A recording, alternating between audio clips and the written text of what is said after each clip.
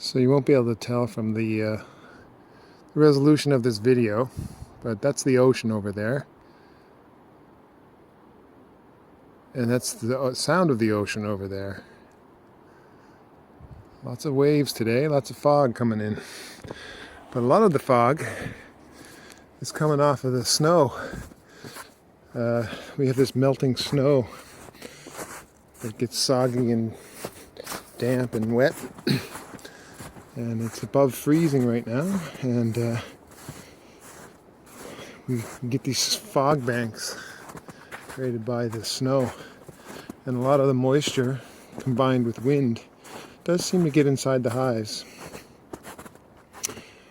Yeah, so I thought I would see a lot of bees out today, but I didn't. But also I was at work all day, so I don't know. We've got a few here, but that might have been from earlier cleansing flights. There we go, look, we got these bees still up here. All right, and they're fanning too. There might be some moisture in there. Trying to fan away some moisture. I've got to put on maybe a moisture-like quilt. One of those burlap pillows full of wood chips to help wick away the moisture. Up here I've got a hive. And the bees in this hive I think are in good shape, but surprisingly they've already begun to, you can see, come up over the inner cover. And I had some hard insulation in there for a while. Then I cut a hole for the inner cover, a hole right there in the middle of it, so it could ventilate but still provide some insulation. But what I should have done is put a piece of mesh, of screen over the inner cover hole. And I didn't, and it was a bit of a mess, but anyway, I took that apart. Anyway, they're above the top bars now, and I don't think they're running low on honey, but probably today's Thursday, on Saturday, as soon as I can, I'm going to put a rim on this hive and a couple other ones and put some sugar bricks in there, and maybe just, I don't know, I might have the smoker on standby. We'll see. I need to take a look at them. I haven't popped the hood, or I haven't looked underneath the inner cover all winter. We've had a fairly mild winter, hardly any snow compared to last year. The first cleansing flights were about a week ago. This is kind of normal. They might have been out earlier than that though, because I just didn't see them. We've had a warm winter, but you don't notice the cleansing flights when you come home if there's no bees in the snow. Dead bees in the snow. Yeah, so the plan is to put a rim on this, or a shim above the or underneath the inner cover. And that gives some room for some sugar bricks that I've got drying out in my stove right now, in my oven, I mean. Yeah, so that's that. I'm going to try to come down here without cracking my neck. Okay, that's good. And these ones are high up too. And these ones are starting to come up high, but I don't think they're really too high. And they're all a little bit high except for this one. And this one's great because this is the one hive, one of my two hives. I'll go a little bit wider here. It's one of my two hives that I have that the bees were big on propolizing everything, every little crack. And both of the ones that highly propolize their hives are they seem to be doing really well. They're clustered way down below, well below their honey, and they haven't even come close to the top yet. So, and this is one of them, and so I'm really pleased with that. You can see the propolis right there. Yeah, you can see the little bit of crumbs. That's as far as I know, that's the bees eating their honey. They have to open up the wax cells and to get at the honey, and some of that just crumbles down to the bottom. So that's normal. Looks pretty good. I don't see any signs of shrews. If there were any shrews in there, I think I would see bits and pieces of bees, like wings and legs and heads popped off and abdomens all hollowed out. But I'm not seeing anything like that, so I think that's okay. Yeah, I think they're just doing their thing. I wonder. Let's see if I can pop this off. Let's see if I can see them in there. Might not, but it'd be cool if I could. I did. Oh yeah, there's one. Oh. Yeah, you can kind of see them. See it? Right right there. I could blow in there and probably agitate them, but I'm not going to do that. I think they're fine. So, yeah, so that's pretty cool. I think it was up to 7 degrees Celsius today, or even higher. So they're probably just a little active and they might be eating through some of their honey, but at least they've got a chance to move from one honey frame to the next, which is good. Because when it's really cold, they can't move too much inside the hive, and they freeze to death. Well, they don't freeze to death; they starve to death because they're too cold to move from one honey frame to the next. So, and I still don't have a mesh screen down there. I'm a bad beekeeper this year. I gotta check that out. Make sure there's no shrews getting in there. Yeah. So anyhow, tomorrow I'm gonna come by. Not tomorrow. Well, as soon as I can, Saturday or Sunday, I'm going to put a rim on that hive. I'm gonna dig through all my stuff, see how many rims I have, and just basically put rims on all these hives and slip in. And if the bees aren't too much in my face, I'll see if I can check out their honey stores, see how much capped honey they still have. Because I don't really think any of them are running low, but I didn't really do full hive inspections before the fall. I just sort of assumed they were doing good, and when I say assumed, I mean I just sort of assessed them by looking down through the frames and seeing lots of honey. So I'll be back here in a couple in and hopefully any bees that are low on honey are not going to starve between now and then. I don't think they will. I just got a feeling they're not really that low on honey. And I'll just check them out and give them some sugar if they need it. So we'll see. I'm a little bit concerned about this hive as well because this is a homemade bottom board and it's made out of cheap plywood. I didn't make it, and that plywood just seems to really just absorb moisture and rain and stuff, and it actually gets kind of waterlogged. And I'm gonna toss this next year as soon as I do a hive inspection, because it's not working for the winter anyway, because it's absorbing too much moisture, and I think it's actually bringing moisture into the hive, which I don't want. So I might have to keep an eye on this one just to make sure they're dry. Okay, today I'm planning to put a rim, about a 2-inch rim, some people call it a shim, on top of this hive. I'm going to put it underneath this inner cover. Here's the inner cover, there's the inner cover hole, and the rim will be right here.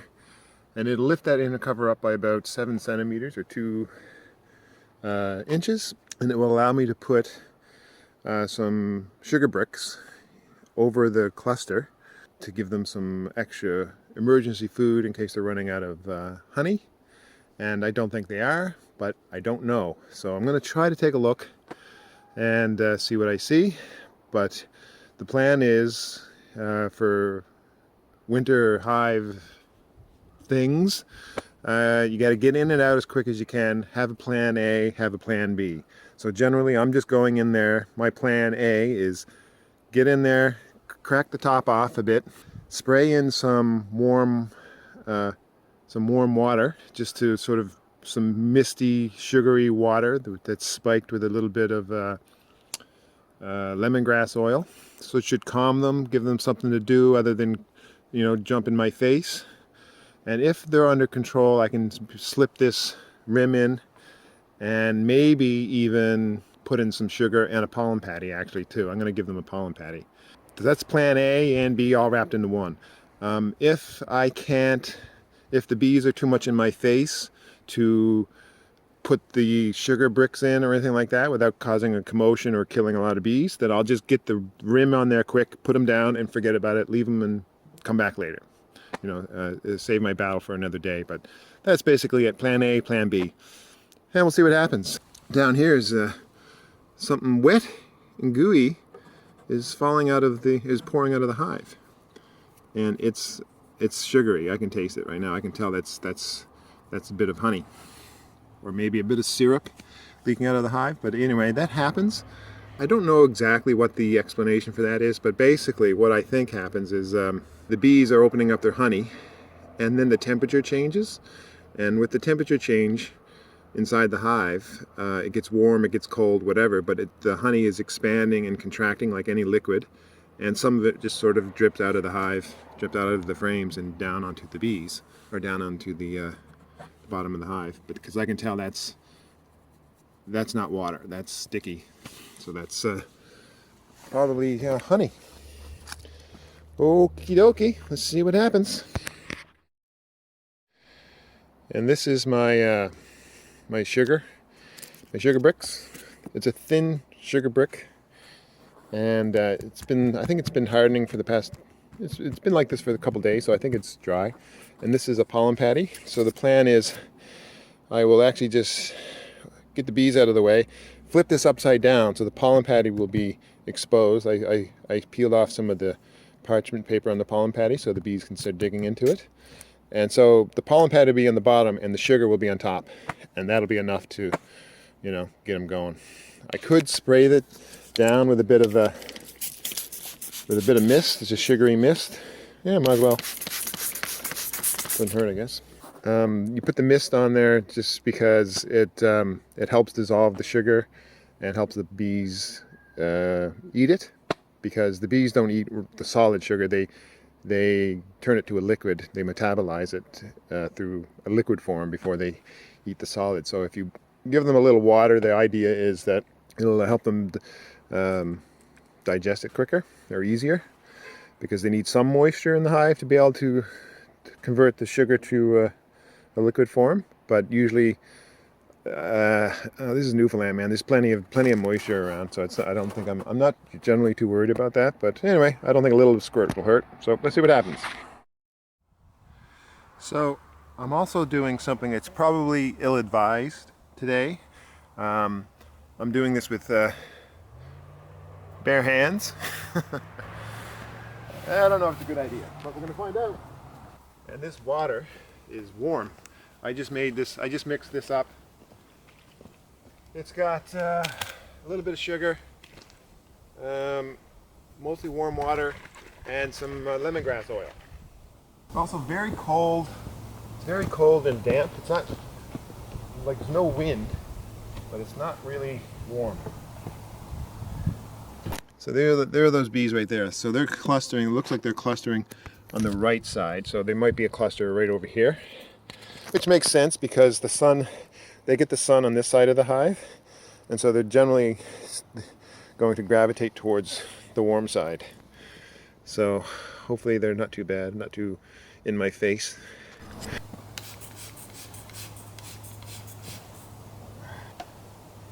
So this is the ventilation rim. This is going to be the tricky part.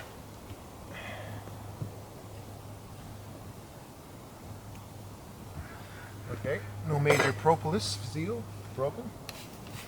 Let's see here.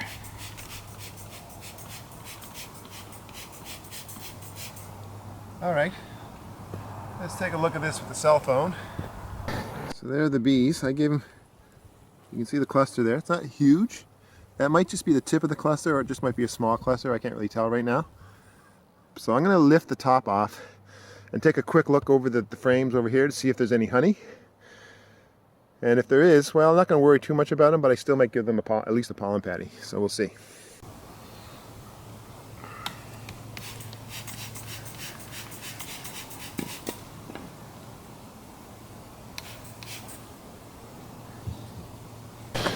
Okay, I might have put in a little bit too much spray in there, but you can see they've got honey.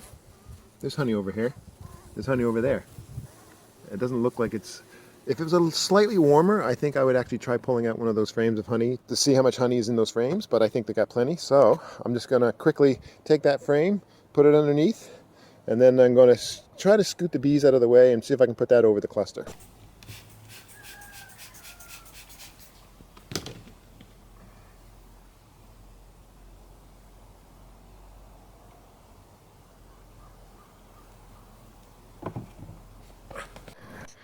Okay, so now they got a rim, and that rim should be enough room for that sugar.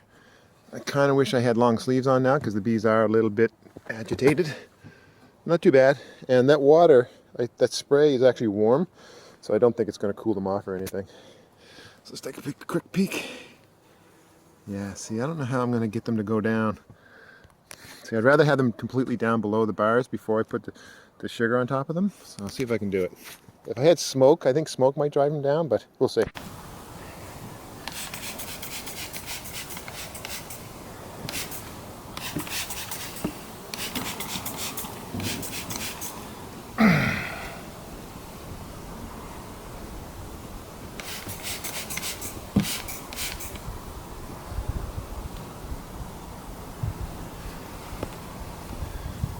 All right, so there I did it.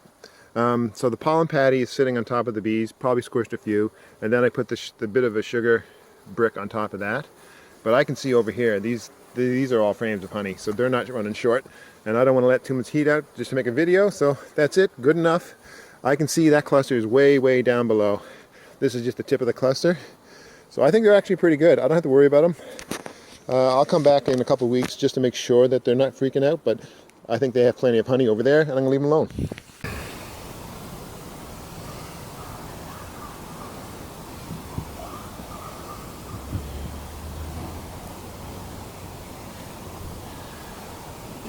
I'm also planning to put a pillow, a burlap pillow on top of this, just to give them some ventilation. I'm not sure, there might be some moisture getting in there. There might be like from the outside of the hive. I don't think the bees in this hive did a great job propolizing every crack, sealing in every crack of the hive. But it looks good enough. So they got a little bit of sugar. I don't think they're going to eat it. I think they'll just look at it like it's garbage, and they'll just toss it out the hive. Because they have plenty of honey. I really don't think I have to worry about this hive. But a little bit as a precaution, just to be safe. And you can see this here.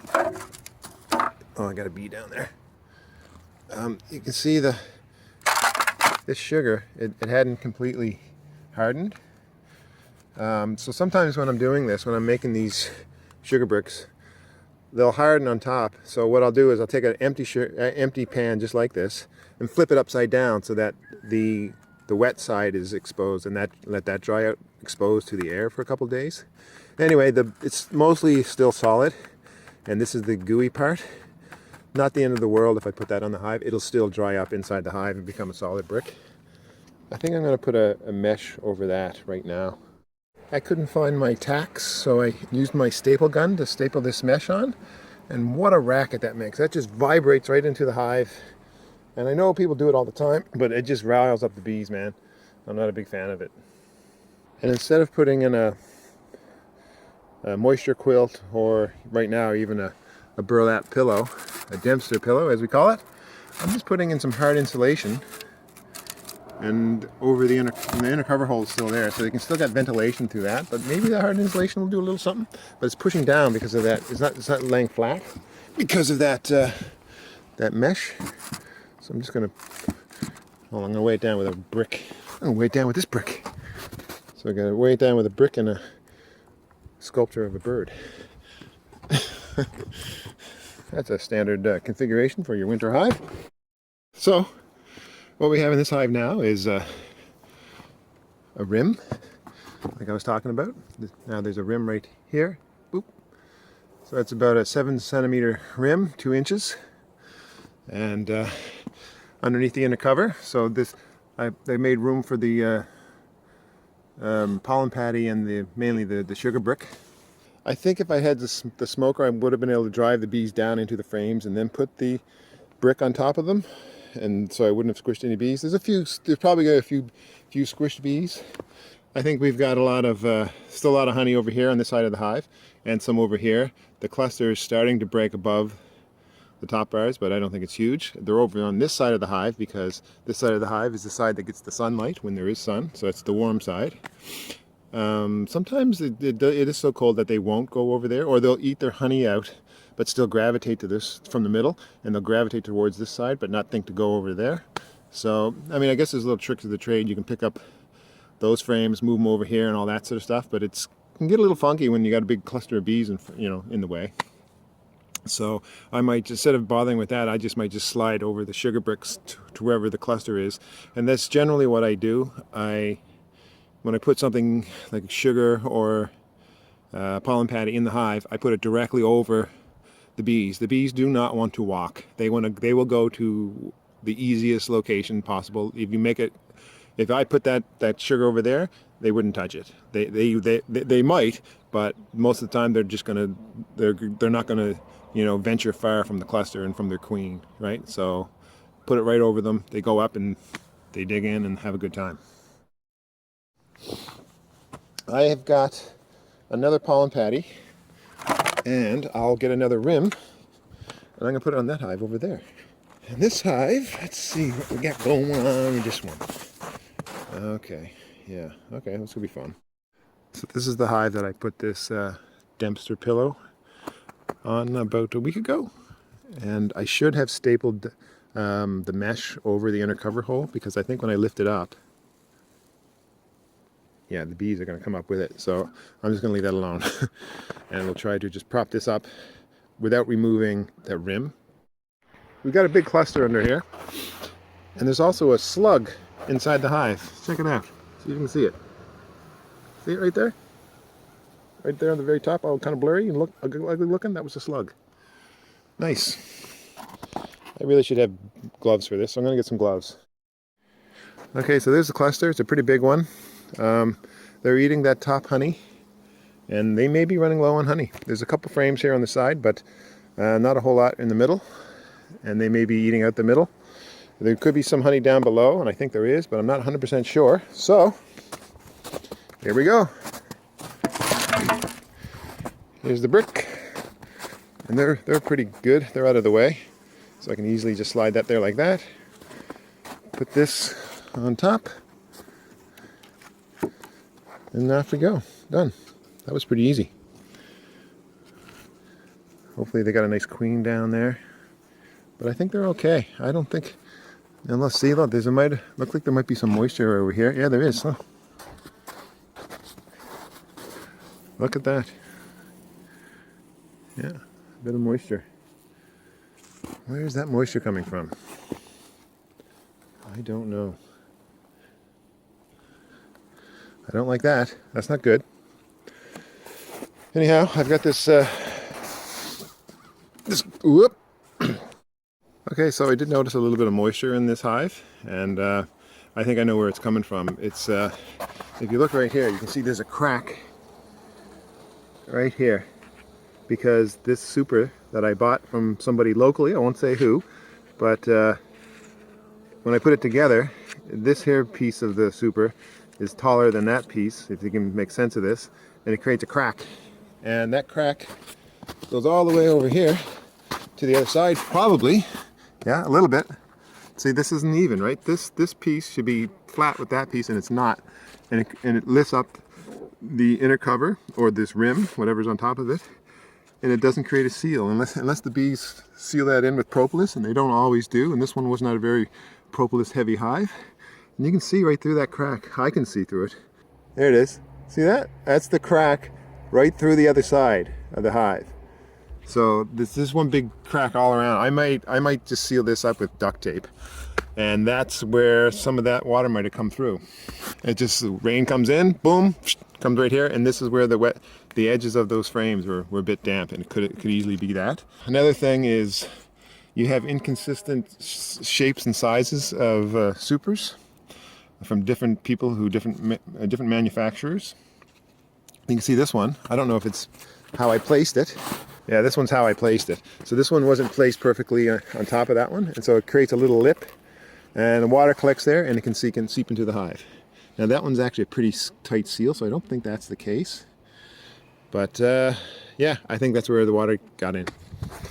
So hopefully that pillow I've got up on top will help alleviate some of that moisture. It's funny, the hive that I had in this location last year had the same issue with moisture. I don't think it has anything to do with it, but you never know. So I will probably, I'll check again in about a week and see if there really is a moisture issue, and I'm going to seal that up with duct tape for sure. And if there is an issue with moisture, I might just remove that inner cover completely and put a moisture quilt on top of it so that it's just completely open.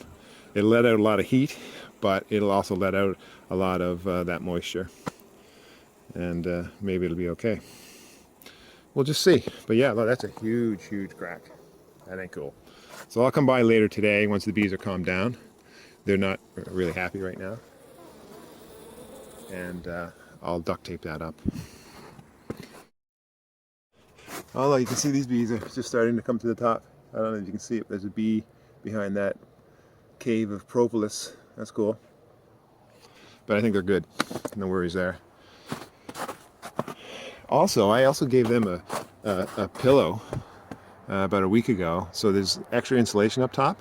And with that extra warmth up top, I wonder if that just that attracts the bees to the warmth, and they leave the honey because it's warm upstairs. Whereas what if I left that insulation out there, kept it cold, and they're like, well, I don't want to go up there because it's cold. Let's stay down here until our honey is absolutely depleted and then move up. Is that a thing? I don't know. Beekeeping can be like science fiction sometimes. You just sort of you don't know.